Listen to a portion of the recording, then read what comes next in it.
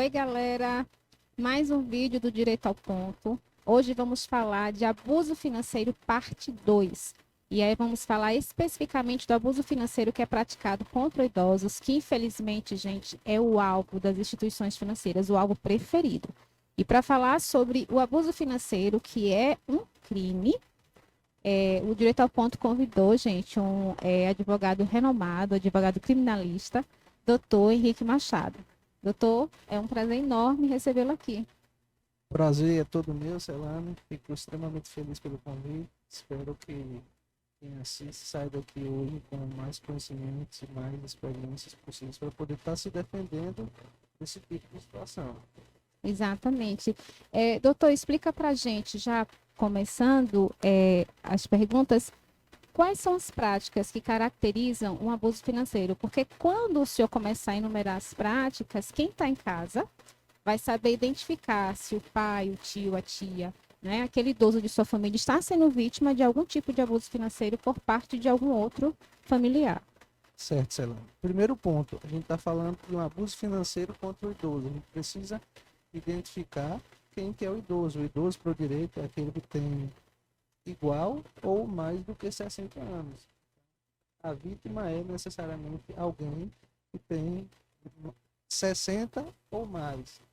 Então, a gente identifica aí e qual que é a conduta que caracteriza o abuso financeiro, segundo o próprio Estatuto do Idoso, em seu artigo 102, é uma conduta de se apropriar ou desviar bens, se apropriar de valores, salários, proveitos, dando-lhes destinações diversas da finalidade que é sempre garantir o auxílio, garantir a dignidade desse idoso que recebe esse salário, que tem esses bens, com a finalidade de ter uma vida melhor. No caso, o abusador, ele faz uso do dinheiro do idoso, se apropria de bens, e faz justamente o contrário. Ao invés de promover, né, o cuidado, a qualidade de vida do idoso, ele acaba prejudicando porque ele vai justamente tomar aquilo que pertence ao idoso. Exato, está totalmente ligado à condição de dignidade do idoso. Perceba, a conduta, o crime, ele se descreve justamente e é uma condição necessária que o agente que comete o crime dê uma destinação diversa à destinação que é cuidar do idoso. Então ele vai se apropriar, vai pegar para ele, vai comprar uma coisa para ele, um bem, mas o cuidar dessa pessoa que ele teria que fazer, ele não faz. O ponto nevrálgico, o ponto que esclarece, que vai lhe dar aqui, a linha é muito tênue. Porque se a pessoa ela pega esse valor para cuidar do seu pai, da sua mãe, do seu avô, da sua avó, ele não está cometendo crime. Ele está pegando um valor, um salário, o que é que seja, um bem, mas ele está dando a destinação que é cuidar desse idoso. Se ele faz isso, ele não comete crime. O ponto mágico está aí para solucionar se há ou não a violência patrimonial, um abuso financeiro. Esse valor, esse bem é destinado à vida do idoso, à saúde do idoso, à sua dignidade. A promoção do cuidado, né, do idoso. O abusador, doutor, ele pode responder também por violência psicológica? Pode sim. Pode porque a violência psicológica é um tipo comum. Vejamos, por exemplo, a ameaça. Ainda que não existisse um estatuto do idoso, existe um crime, que é o crime de ameaçar alguém, que ele defende, ele protege qualquer pessoa. Então, ao idoso que está em um estado de hipervulnerabilidade, assiste muito mais razão o direito proteger uma pessoa que se encontra em uma situação assim. É, e aquelas situações, doutor, em que o cuidador do idoso, ele tem realmente uma boa intenção, né? Ele percebe que agir daquela forma ali com as finanças é o melhor, mas o idoso não quer e ele vai lá e faz. Isso também se caracteriza um abuso financeiro? Essa linha também é muito tênue, então a gente precisa ter bastante cautela. Perceba o primeiro ponto: o idoso não quer. A gente vai partir de um pressuposto de que o idoso ele tem condições mentais para discernir sobre o que é melhor para ele. Então, ele tem condição de se governar. Se ele tem condição de se governar e alguém quer impor uma condição, quer impor uma situação a ele, há uma possibilidade de haver um crime, no mínimo, e um crime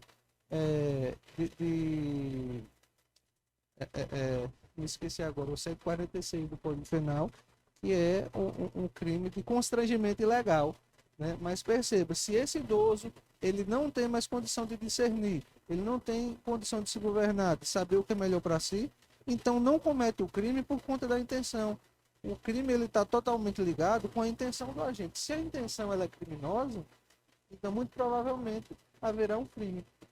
Mas perceba, sei lá, você querendo zelar no seu pai não estando em pleno gozo das faculdades mentais, mesmo contra a vontade dele, você dá a destinação para cuidar dele, sendo contrária à vontade dele, você não estará cometendo um crime, você estará de boa fé.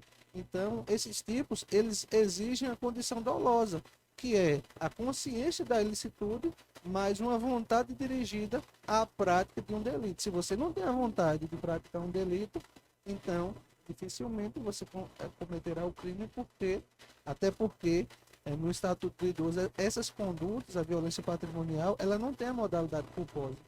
Então, ela só será punida se houver a sua intenção, o seu conhecimento dirigido à prática de um fim criminoso. Então, o que vai discernir aí vai ser a intenção, né? Exato. Se é de boa fé, não comete crime. Se é de má fé, má intenção, né? Comete o crime. Existe diferença, doutor, entre violência patrimonial e o abuso financeiro? Porque há uma confusão, né? Abuso financeiro, violência patrimonial é a mesma coisa, não é? Enfim, tem como você esclarecer para a gente? A violência patrimonial e o abuso financeiro, o abuso financeiro ele está ligado a essa condição, né? O próprio título do artigo 102, que é de apropriar-se de um bem, de um valor, de um salário, de um proveito. Mas e a condição em que o filho vai lá e quebra a televisão do pai? Essa é uma violência patrimonial, mas não é necessariamente um abuso financeiro. Então existe diferença. Se ele não se apropria de bem ou valor, salário e proveito, ele pode ainda estar cometendo uma violência patrimonial, rasgando o dinheiro, queimando as roupas. Percebe? Nós temos um crime de dano, que é um crime comum. É causar dano a outrem. Entende? Então perceba, nem tudo é apropriar-se. Apropriar vem, inclusive, do termo comum do Código Penal, da apropriação indébita. Mas e os crimes de dano, por exemplo? Causar dano ao patrimônio do idoso é crime também, mas não é um abuso financeiro. Entendi. Então são diferentes, né? E o abusador que, por exemplo, se arrepende, né? Vamos supor que seja um sobrinho que toma conta de um tio idoso que não tem filhos, enfim. E aí ele, né, se apropria de algum bem, mas ele se arrepende e aí ele devolve. Ou bem, no caso, um imóvel, ou valores, né? Dinheiro. Essa questão ela é bastante complexa, mas eu vou tentar exemplificar aqui. Existem institutos no direito penal chamados de arrependimento eficaz, desistência voluntária, arrependimento posterior. Por exemplo, se eu me aproprio do dinheiro do meu pai, e antes dessa situação ir parar na delegacia, no juízo, né, no Ministério Público, eu me arrependo e voluntariamente eu devolvo o dinheiro ao meu pai. O Código Penal estabelece que nessas circunstâncias eu só respondo pelo ato já praticado. Mas se eu devolvo e não respondo pela apropriação, nem pelo furto, nem por nada do tipo, qual que é o fato já praticado? O fato nenhum. Então perceba, o direito penal ele também dá um benefício a quem se arrepende, ele devolve o dinheiro para o idoso. Então, existem algumas cautelas, mas, por exemplo, se já foi instaurada a investigação, a ação penal e tudo mais, e ele devolve, ele pode ter direito a um atenuante, uma diminuição de pena, coisa do tipo. Mas o fato criminoso, ele não deixará de existir pelo fato de ter havido a devolução. Entendi. Foi consumado, né? De alguma forma o fato foi consumado, o crime aconteceu. Doutor, vamos imaginar que João, ele reteve o cartão da conta bancária, né, de sua avó. E aí isso foi levado à polícia, foi feita investigação, enfim. Qual seria a pena? Então, João, nesse caso, se ele tiver intenção criminosa, estiver retendo contra a vontade da sua avó, aí ele estará cometendo um crime, que é o crime de reter cartão. Está no artigo 104 do Estatuto do Idoso, que tem a pena de 6 meses a 2 anos. Perceba, essa conduta de reter cartão, ela está muito ligada ao controle financeiro do idoso. Então, é aquela ideia. Qual que é a intenção de João? Se João está com esse cartão para controlar as finanças de sua avó contra a sua vontade, ele vai cometer o crime. Mas se ele tem e tão somente a intenção de ajudar a ir até o banco, eles não têm carro, João vai até o banco, sacar o dinheiro para sua avó, vai entregar todinho na sua mão, o dinheiro é destinado para os cuidados da sua avó, ele não comete crime algum. Mas para a pessoa que tem por alguma finalidade, muita gente faz isso, sobretudo nos interiores, nos mercados, retém os cartões, sobretudo porque querem garantir que aquela conta, aquela dívida será paga. Então aí há uma prática criminosa, mas havendo a boa fé, não há. Não há. E quem se apropria? Vamos dizer que João não tenha cometido esse crime, foi um outro. Ele se apropriou de bens ou valores da avó. Qual seria a punição para esse tipo de crime? A punição, aí nesse caso, ela é maior. Para quem se apropria, artigo 102 do Estatuto do Idoso. A pena ela é de 1 ano a 4 anos. Ela é de 1 ano a 4 anos de reclusão. Ou seja, o agente que comete esse fato, ele pelo fato de haver previsão de reclusão, ele pode pegar até regime fechado. Chilindró mesmo, né? Exatamente, exatamente. Enclausurado mesmo. Exatamente. Doutor, um dos crimes mais comuns hoje, infelizmente, contra idosos é praticado também por instituições financeiras.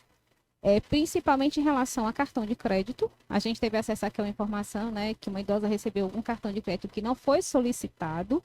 Ela ligou pedindo, né, com a ajuda da filha, que não queria, e ainda assim o banco mandou 3 faturas. Ela, muito inocente, pagou as faturas, cometeu o nome negativado de um cartão que ela sequer fez uso, sequer desbloqueou.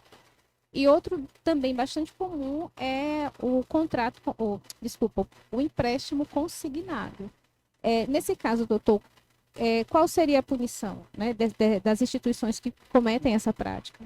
Perceba, já é pacífico no Brasil que criminalmente empresas e essas instituições financeiras, elas só podem ser responsabilizadas civilmente. Empresas só podem ser responsabilizadas criminalmente quando se tratar de crime ambiental. Mas, sendo identificado quem foi o agente, quem foi o funcionário que praticou uma conduta que caracterize, por exemplo, um estelionato, essa pessoa ela pode vir a responder. Essa daí será a sua responsabilidade pessoal, não será a responsabilidade da empresa. Percebe? Vamos exemplificar aqui. Você está no interior, uma pequena instituição financeira que oferece empréstimos consignados, vai até a casa de uma idosa, oferece um empréstimo e ela aceita, assina tudo direitinho, mas ao invés de fazer um empréstimo apenas, ele faz 5. Ele acaba se apropriando dos valores dos outros 4 empréstimos.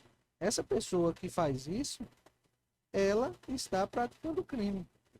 Então, em agindo assim, há a possibilidade da punição do agente que praticou, mas não da instituição financeira. A instituição financeira, os bancos, responderão civilmente, responderão aí com a questão dos danos, a questão da reparação, mas não criminalmente. Entendi.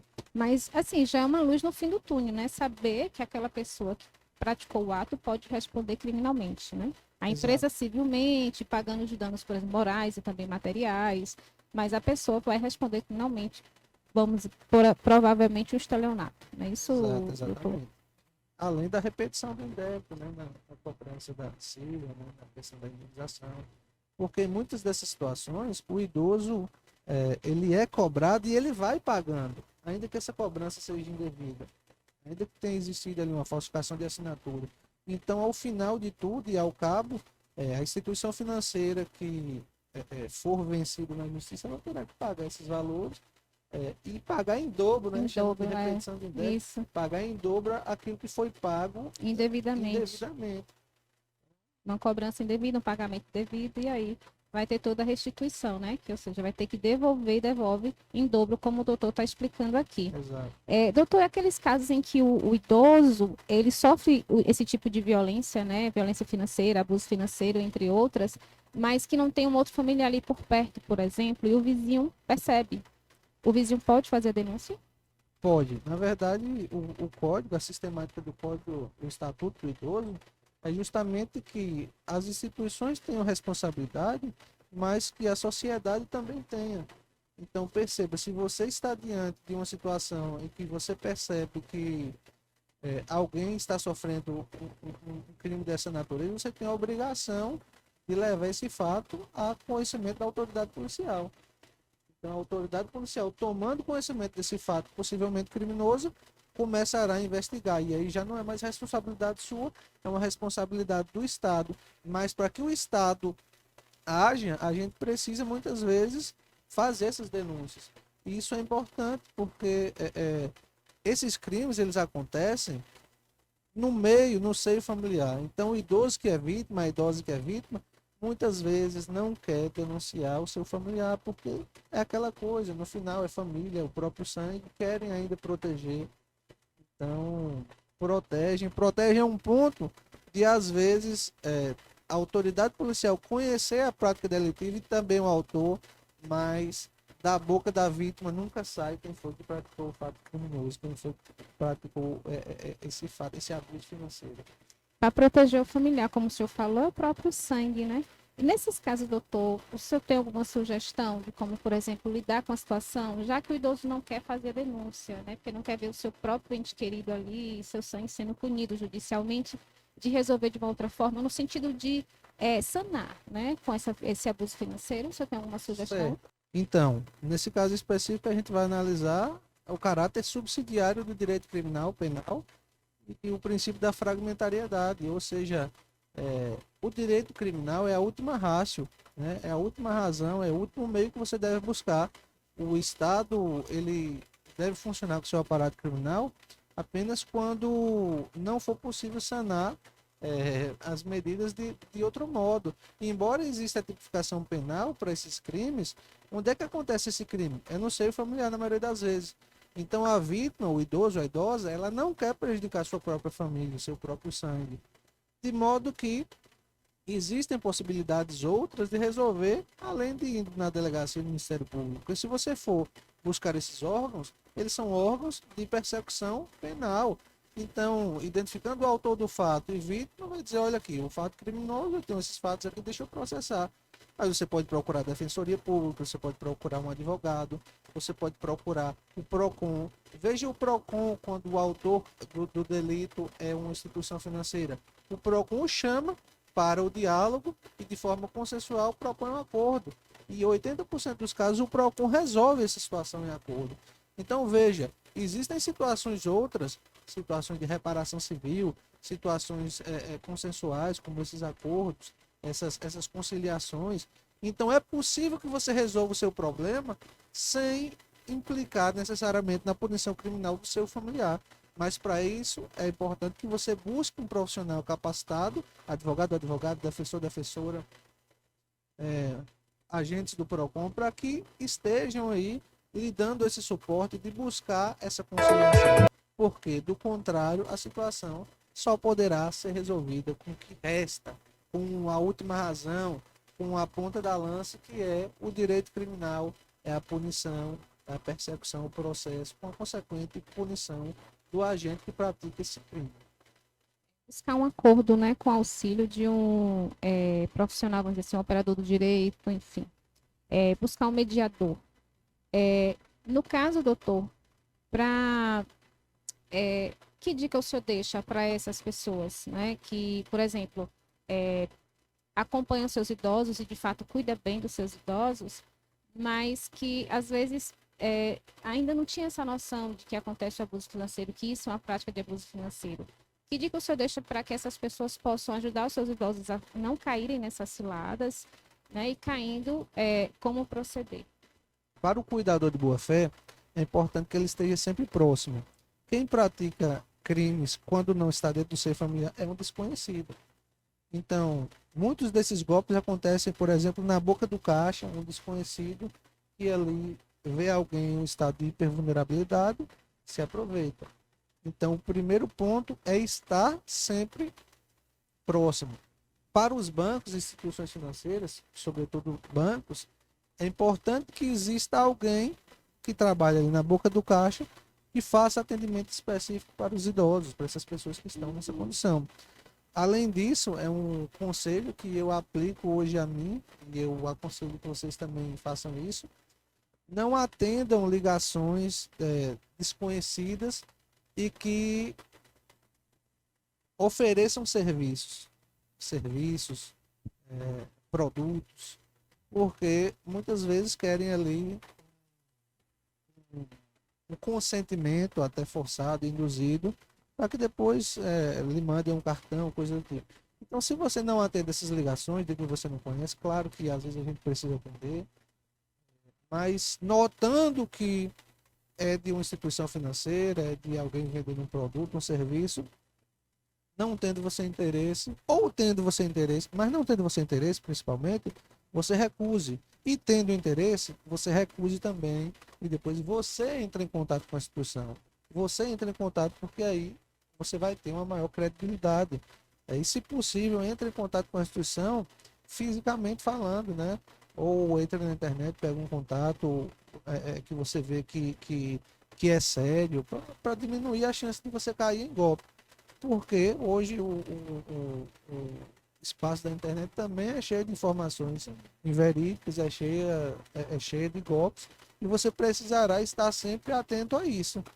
Então, o maior cuidado é com essas ligações que estão, essas pessoas que têm essa má fé, elas já sabem para quem estão ligando, já sabem, recebem muitas vezes listas aí de órgãos que não poderiam receber, inclusive, mas recebem e ligam porque sabem que se trata ali de uma vítima, uma possível vítima hipervulnerável. Exatamente. Inclusive o Código de Defesa do Consumidor, né, denomina os idosos, né, como hipervulneráveis, porque já tem uma capacidade de discernimento muitas vezes comprometida pela questão da idade. Eles não têm, por exemplo, né, doutor, acesso à informação tão rápido, não conseguem acessar a informação como uma pessoa adulta, né, ou seja, mais jovem, consegue. Exatamente. Para fechar, né, é importante falar sobre o entendimento dos tribunais a respeito de substituição de pena, esses benefícios, que eu nem chamo de benefícios legais, mas aplicação de direitos. Existem institutos despenalizadores, como composição civil, transação penal, suspensão condicional do processo, que estão na Lei 9.099/95, que são os institutos da Lei dos Juizados Especiais Criminais e Civis. E embora o Estatuto do Idoso traga nos seus artigos, lá na casa dos artigos 94, que esses institutos são possíveis de aplicação, os tribunais, exemplo do STJ e do STF, já decidiram que não é aplicável porque é contra a lógica. O Estatuto do Idoso, que pretende beneficiar o idoso, estaria, nesse caso, trazendo benefícios para o infrator, para o possível infrator. Então, além do Estatuto do Idoso prever uma celeridade maior nos casos de violência, de crimes praticados contra o idoso, acabaram aí os tribunais por afastar a aplicação dessas medidas despenalizadoras. A exemplo do que traz a própria Lei Maria da Penha, em trazer expressamente que ficam afastados os institutos dessa referida lei, da Lei dos Juizados Especiais, porque ela pretende proteger pessoas vulneráveis e numa situação em que, sob pena de chegarmos a uma situação de impunidade, ele substitui essas medidas cautelares, essas medidas, na verdade... Privativas de liberdade, né? Exatamente. Na verdade, Não. as restritivas de direito. Ele impede que essas restritivas de direito sejam adotadas, né? E que essa pessoa efetivamente responda. Mas perceba, esses institutos despenalizadores, composição civil, é um acordo. Né? É um Uhum. acordo, só que é feito entre as partes, né, autor e vítima, mas é em sede judicial. Transação penal também é um acordo, mas é entre o Estado, autor da ação, autor do direito de perseguir, né, Uhum. perseguição criminal, mas o réu, a O vítima, e ela agente. exato. Então a vítima ela já não participa, mas é um acordo também. Suspensão condicional do processo, o que que é?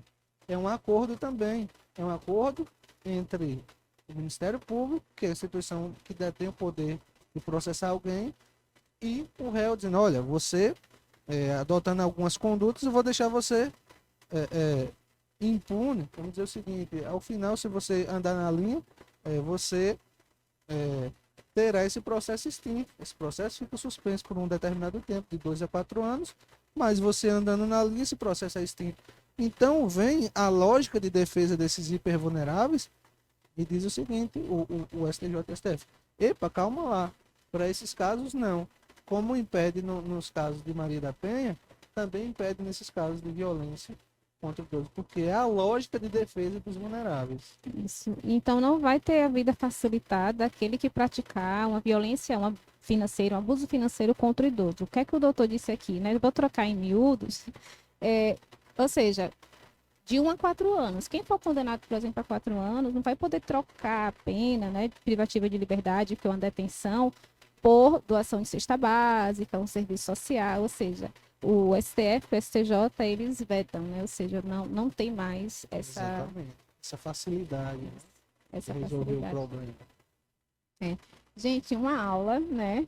Como é bom a gente falar com quem entende. A gente está encerrando aqui o Direito ao Ponto, um assunto de extrema importância, que acontece muito, gente, é muito corriqueiro. A violência contra o idoso, vários tipos de violência, mas a gente está tratando aqui do abuso financeiro. Então, curte, tá? Compartilha, comenta, deixa a tua dúvida aí no canal, que o doutor Henrique responde para vocês. E se inscreve no canal. Mas o mais importante para mim é que você compartilhe essa informação, tá bom? Eu quero agradecer o doutor mais uma vez. Eu que Muito bom agradeço. ter o senhor aqui. Eu que agradeço, estou sempre à disposição. Obrigada mais uma vez, doutor. Fica com Deus, gente, e até a próxima semana. Tem mais Direito ao Ponto com o doutor Henrique, viu? É bom você ficar por perto.